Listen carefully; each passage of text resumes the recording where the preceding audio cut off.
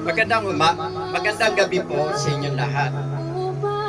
Dapat po kasi ay sa umaga ko dapat ginawa ito, kaya lang kinulang na ako ng time. Kaya ngayong gabi ko ito ginawa, itong morning devotion ko, naging evening devotion. Pero okay lang. Ang importante yung magampanan mo at magawa mo yung devotion mo araw-araw. Kaya tayo po ay muling magbabasa ng salita ng Diyos na hahanguin natin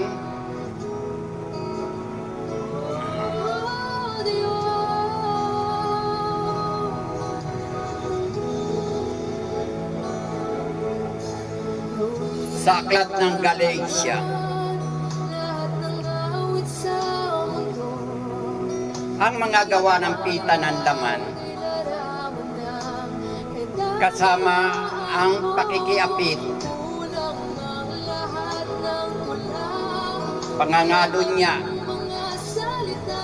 ay nababanggit sa iba't ibang bahagi ng Biblia. Isa sa mga pangunahing talata na tumutukoy sa mga ito ay ang aklat ng Galatia.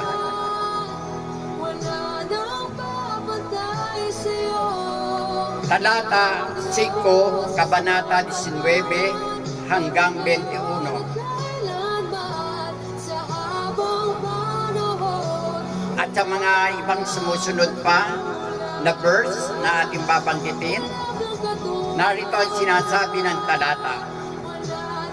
Ngayon, hayag na ang mga gawa ng laman. Ito ay pakikiapit, karumihan, kalaswaan, pagsamba sa Diyos-Diyosan,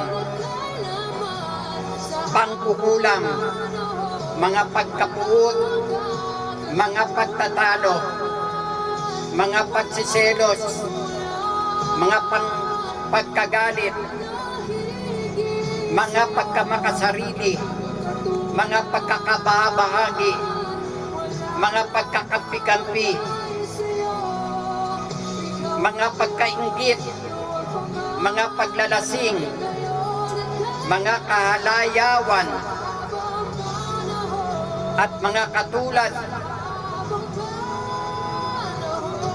nang binabalaan ko kayo gaya ng aking pagbabala sa inyo noon na ang mga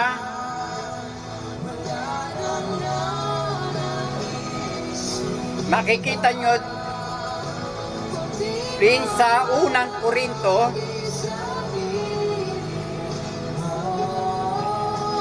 talata 6, kabanatan 9 hanggang 10. Ang ganitong uri ng mensahe, hindi ba ninyo nalalaman na ang mga makasalanan ay walang bahagi sa kaharian ng Diyos?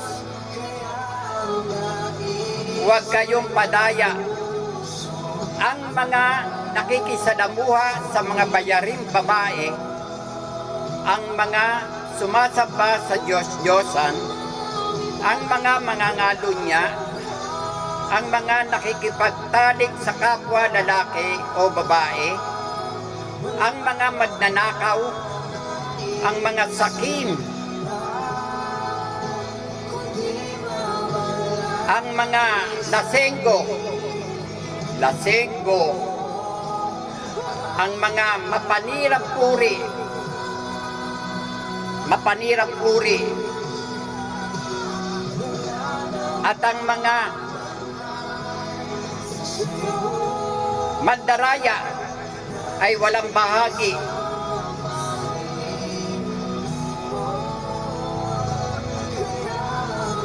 mga sumasamba sa Diyos-Diyosan, ang mga pangangalo niya, ang mga nakikipagtalik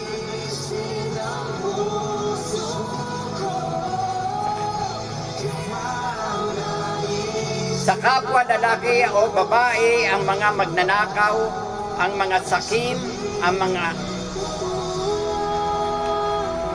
mapanirang puri.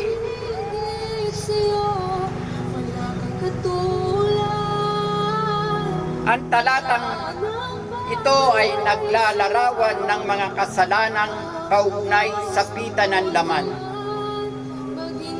at binibigyan diin ang pangangailangan ng pamumuhay ayon sa kalooban ng Diyos. Ang konseptong ito ng pita ng laman, pangangalo niya at pakikiapit ay tinatalakay sa iba't ibang bahagi ng Biblia. Narito ang ilang mga talata na naugnay sa bawat isa. Pita ng laman. Sa English, lust of the flesh. Unang Juan, talata 2:16. Sapagkat ang lahat ng nangasa sanlibutan, ang pita ng laman at ang pita ng mga mata at ang kapalaluan sa buhay ay hindi mula sa Ama, kundi sa sanlibutan. Galatia, talata 5, kabanata 16-17. Sinasabi ko nga, magsilakad kayo ayon sa Espiritu at hindi ninyo gagawin ang mga pita ng laman, sapagkat ang laman ay nagnanasa ng laban sa Espiritu at ang Espiritu ay laban sa laman, sapagkat ang mga ito ay laban sa isa't isa, upang huwag ninyong gawin ang mga bagay na inyong ibigin. Number 2, pangangalo niya, adultery. Exodo, talata 20, kabanata 14. Huwag kang mangangalo niya. Ito ang bahagi ng 10 utos. Mateo, talata 5, kabanata 27-28. Narinig ninyong sinabi, huwag kang mangangalo niya. Datapwat sinasabi ko sa inyo na ang bawat tumingin sa isang babae na taglay ang masamang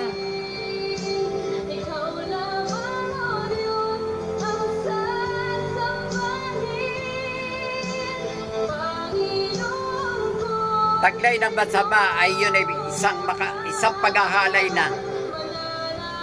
Number 3, pakikiapit, fornication. Unang Korinto, talata 6, kabanata 18. Magsitakas kayo sa pakikiapit. Lahat ng kasalanang ginagawa ng tao ay nangasa labas ng katawan. Ngunit ang gumagawa ng pakikiapit ay nagkakasala laban sa kanilang sariling katawan. Hebro, talata 13, kabanata 4. Maging marangal nawa sa lahat ang pag-aasawa at huwag dungisan ang higaan, sapagkat ang mga mapakiapit at ang mga mangangalo niya ay hahatulan. Ang gumagawa ng pakikiapit ay nagkakasala laban sa kanilang sariling katawan.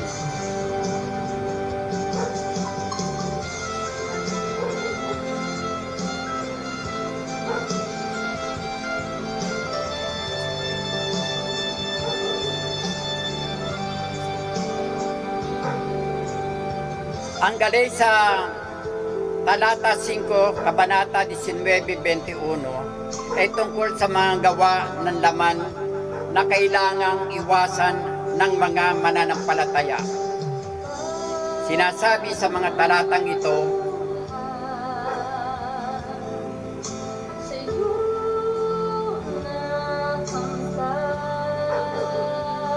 sa Kabanata 19 ay nahahayag ang mga gawa ng laman at ang mga ito'y ang pakikiapid, karumihan, kalibugan.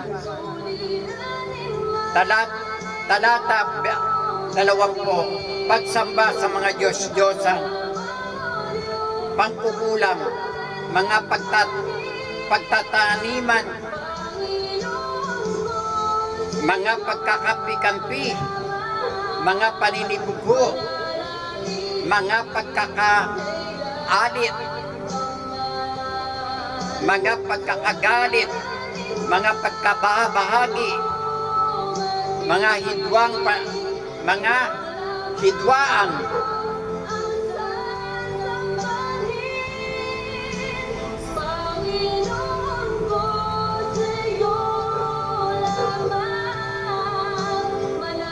Talata 21, mga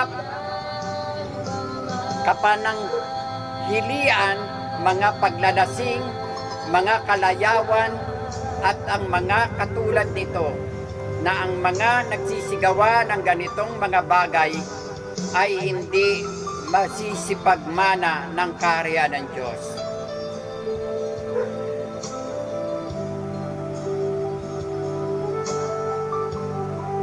May ibabahagi po ako sa inyo ng sa binasa ko. Ito lang ang pwede kong ibahagi sa inyo. Ang panganib ng mga gawa ng laman. Maaari mong ibahagi ang mga gawa ng laman ay may mga bagay na humihiwalay sa atin sa Diyos. Ipinakikita sa talatang ito ang mga halimbawa ng mga bagay na dapat iwasan ng isang Kristiyano upang manatiling tapat sa Diyos. Ang pagpili sa Espiritu, maaari mo ring ipaliwanag na ang talatang ito ay nagtuturo sa atin na piliin ang buhay ayon sa Espiritu at hindi ayon sa laman. Ang pamumuhay sa laman ay nagdadala ng kamatayan at pagkakahiwalay sa Diyos. Samantalang ang pamumuhay ayon sa Espiritu ay nagdadala sa buhay at kapayapaan. Ang babala sa pag-asa. Bagamat nagbibigay ng babala ang mga talatang ito, may kasamang pag-asa na sa pamamagitan ng biyaya ng Diyos at paggabay ng Espiritu Santo, maaaring magpapagtagumpay ang mga mananampalataya, ang mga gawa ng laman. Maaari mo ring ituro ang mga pagpapasakop sa Diyos at pagsunod sa Kanyang kalooban ay nagdudulot ng tunay na kaligayahan at buhay na walang hanggan.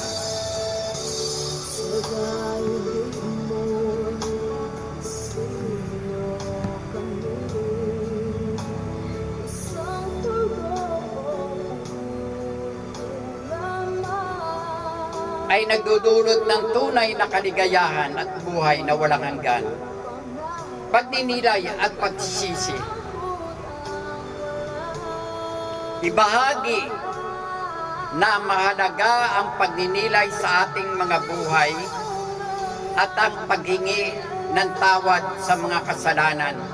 Ang pagsisisi ay isang paraan upang mapalapit ulit sa Diyos at may pamuhay ang kabanalan. Sa pamamagitan ng paksang ito, maaari kang magbigay ng inspirasyon at pag-asa sa iyong mga tagapakinig.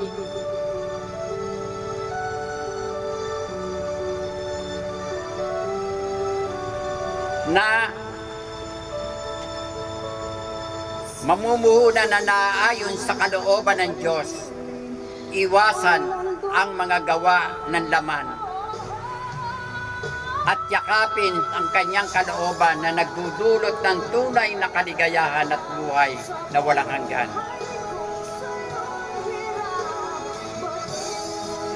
Pagninilay at pagsisisi, ibahagi na mahalaga ang pagninilay ay ating mga buhay at ang paghingi ng tawad sa mga kasalanan.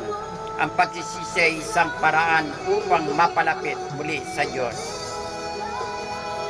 at maipamuhay ang kabanalan.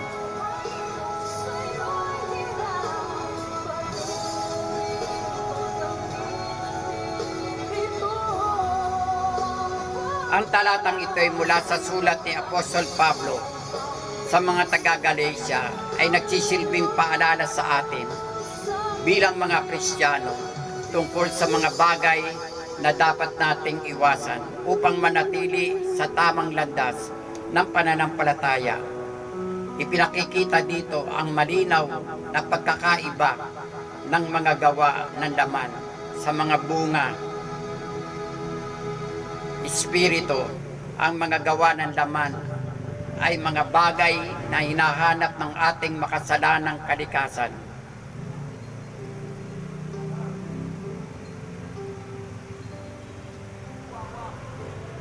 Mga pagkakasalang humahadlang sa ating relasyon sa Diyos na nagdadala sa atin sa pagkawasak.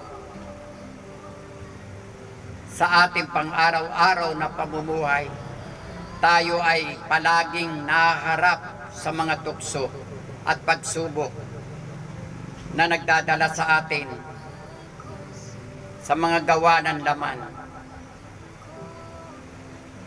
Ngunit pinagpapaalalahanan tayo na ang mga bagay na ito, bagamat tila kaakit-akit sa simula, ay humahantong sa kapahamakan. Ang mga ito'y naglalayo sa atin sa Diyos at sa buhay na kanyang inihanda para sa atin.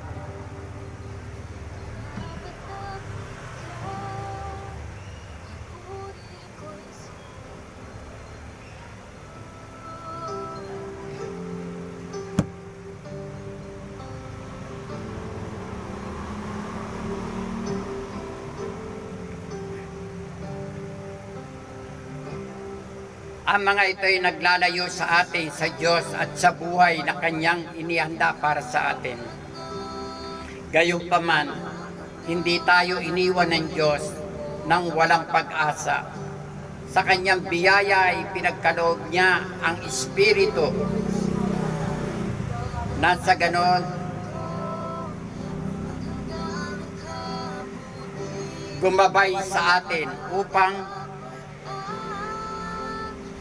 mapaglabanan ang mga tuksong ito. Tinatawagan tayo ng Diyos na mamuhay ayon sa Espiritu upang tayo ay magbunga ng mga bagay na kaaya-aya sa Kanya. Pag-ibig, kagalakan, kapayapaan at iba pa. Ang talatang ito ay isang paanyaya para sa atin na suriin ang ating puso. Tayo ba ay namumuhay ayon sa Espiritu o tayo ay nagpapadala sa gawa ng laman? Ang buhay na walang hanggan na ipinangako ng Diyos ay nakalaan lamang sa mga handang isuko ang kanilang makasalanang pamumuhay at tumugon sa tawag ng kabanalan. Naway palaging maging gabay natin ang salita ng Diyos upang tayo ay manatiling tapat sa Kanya. Iwasan ang mga gawa ng laman. Yakapin ang buhay.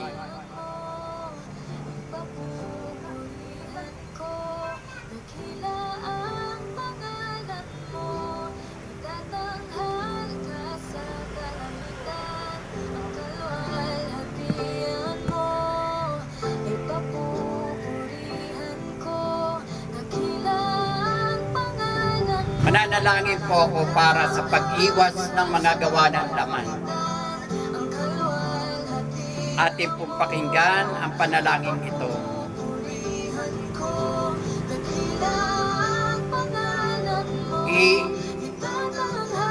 Alalahanin natin yung mga narinig natin.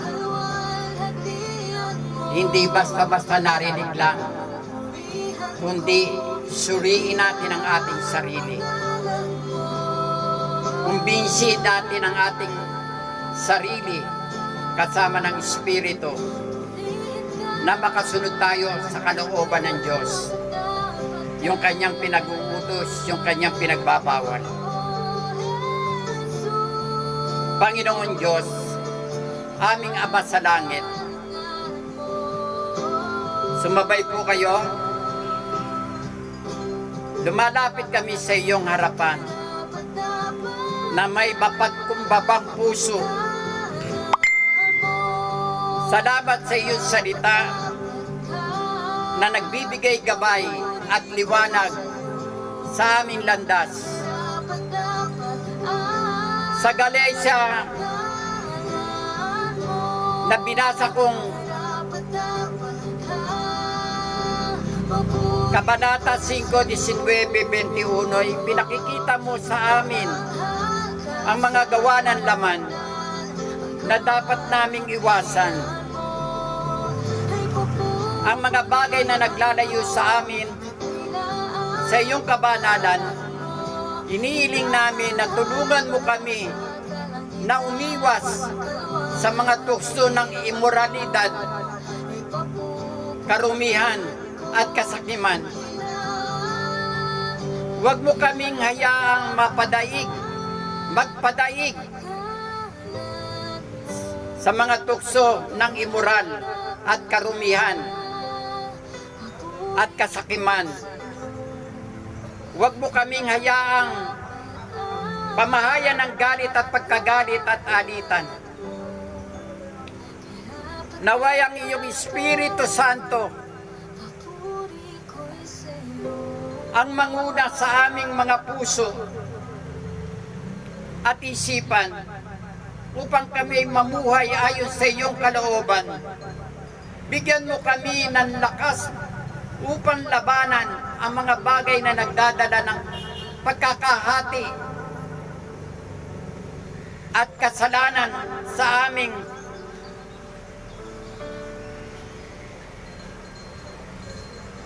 mga buhay. Patuloy mo kami baguhin, Panginoon, upang kami ay maging mga tao na naglalakad sa liwanag ng iyong katotohanan at pagmamahal. Ito yung amin dalangin na tanging sa pangalan ng iyong anak na si Jesus. Walang iba kundi aming Panginoong Jesus. Amen.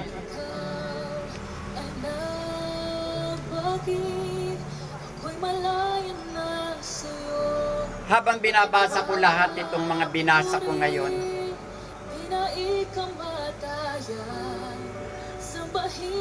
ang dami pumapasok sa isipan ko.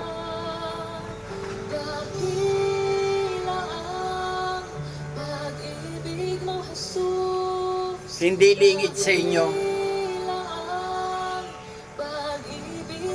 Ako, ikaw, tayong lahat ay makasalanan. Walang hindi nagkasala sa atin. Mahina ang ating laman. Kung pananatilihin natin ang ganon, dadali tayo nito sa kapahamakan. lahat ng bagay nararanasan natin ngayon.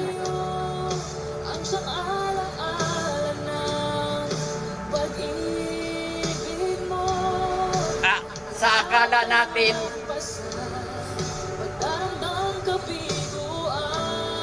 masaya tayo, para wala tayong problema.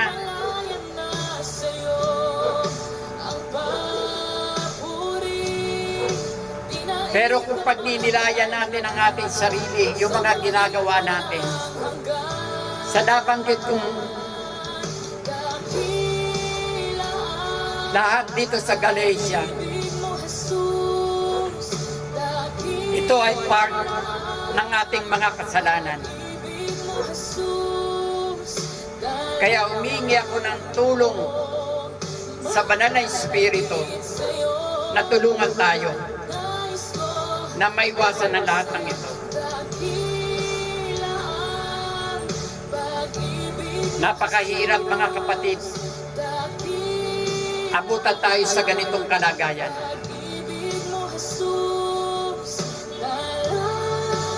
Asabi natin, ang masarap na buhay na walang hanggan. Katakutan natin ang mapunta sa impyerno. Ang hirap. Nagkakaedad tayo, pero hindi natin alam ng ating espiritu ay napapalayo at napapahamak na. Tulungan mo kami, Panginoon Diyos. Sadyang mahina ang aming mga laman. Kulang kami sa pananalig at pananampalataya. Tulungan mo kami, Ama. Dagdagan mo yung aming pananampalataya at pananalig sa iyo, upang makayanan namin ang lahat.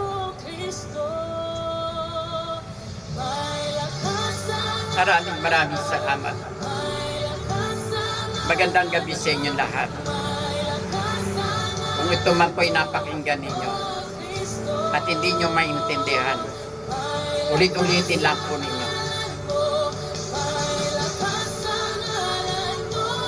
Maiksing panahon lang ang igugugol natin sa pagbabasa ng salita ng Diyos. Pagpalain po tayo ng Diyos at mabuhay po tayong lahat. At sa araw-araw, sa paggising natin sa umaga, isang masaganang biyaya ang ibinibigay sa atin. At lagi kong sinasabi sa inyo, desisyon nyo ang matulog. Desisyon ng Diyos kung nabagising ka o hindi. Yun lang po. Mabuhay po tayong lahat. Pagpalain po tayong lahat.